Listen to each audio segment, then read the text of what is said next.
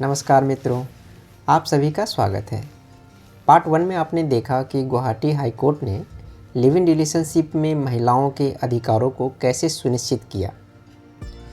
क्या live in relationship भी घरेलू हिंसा अधिनियम के अंतर्गत आ सकता है? तो आज हम एक और फैसले, एक और निर्णय के बारे में चर्चा करेंगे जिसमें लिव इन रिलेशनशिप में महिलाओं के अधिकारों को सुनिश्चित किया गया है। तो चलिए शुरू करते हैं।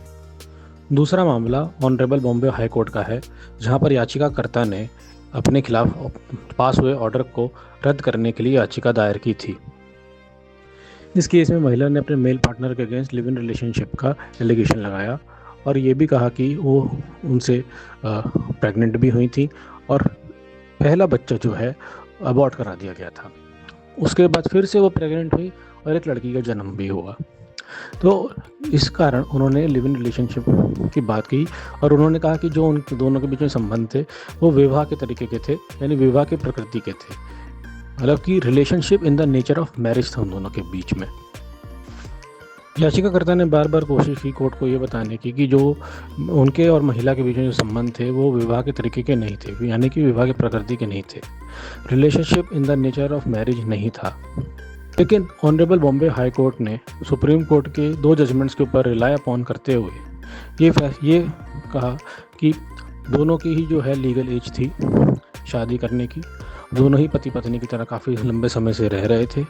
तो जो प्राइमा फेसी जो ये केस बनता है, प्राइमा फेसी यही केस बनता है कि ये एक ऐसा संबंध था जो विवाह की प्रकृति का था, विवाह की प्रकृति का था और ये in the nature of marriage था। क्योंकि यहाँ पे अगर आप देखें तो पहला बच्चा अबॉर्ट किया गया, फिर दूसरे बच्चे का जन्म हुआ, ठीक है।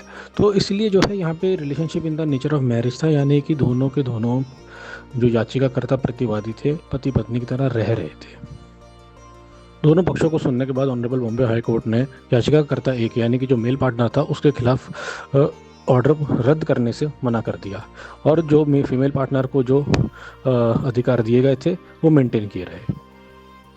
इस निर्णय से हम ये कह सकते हैं कि अगर मेल और फीमेल पार्टनर जो है काफ़ी टाइम से पति पत्नी की तरह यानी रिलेशनशिप अगर एग्जिस्ट कर रही है in the nature of marriage, तो उसमें भी फीमेल पार्टनर को वही अधिकार मिलेंगे जो पत्नी को डोमेस्टिक वायलेंस एक्ट में मिलते हैं, यानी कि मेंटेनेंस का अधिकार, भरण पोषण का अधिकार मिल सकता है।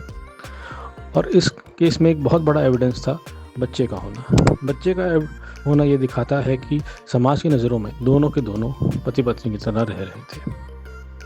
तो दोस्तों, आपने अभी देखा कि कैसे हाई कोर्ट ने एक महिला के अधिकारों की रक्षा की। अगले वीडियो के तीसरे भाग में हम कलकत्ता उच्च न्यायालय के एक फैसले के बारे में बात करेंगे जिसमें एक महिला को लिव इन रिलेशनशिप रखने से मना किया गया था। अब ऐसा क्यों मना किया गया था, हम आपको इसके बारे में विस्तार से बताएंगे। तो हमारे चैनल को लाइक, शेयर और सब्सक्राइब करें और हम आपके लिए तीसरा भाग जल्द से जल्द लेकर आएंगे।